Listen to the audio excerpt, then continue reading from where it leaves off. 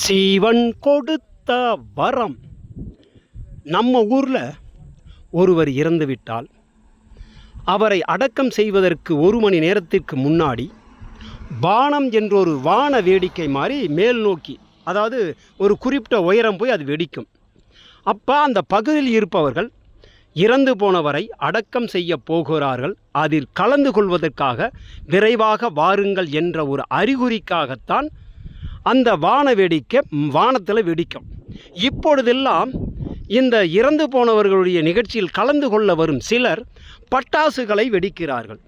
அந்த பட்டாசின் புகை அந்த இறந்து போன நிகழ்ச்சியில் கலந்து கொண்ட பலருக்கு சுவாச கோளாறை உருவாக்கி அவர்களை சீக்கிரமாக மரணமடைய செய்யும் சம்பவம் நடந்து கொண்டிருக்கிறது. நண்பர்களே, இந்த பதிவை பார்க்கும் நீங்கள் இனி எந்த சாவிலும் பட்டாசு வெடிக்காதீர்கள், பட்டாசு வெடிக்காதீர்கள், பட்டாசு வெடிக்காதீர்கள்.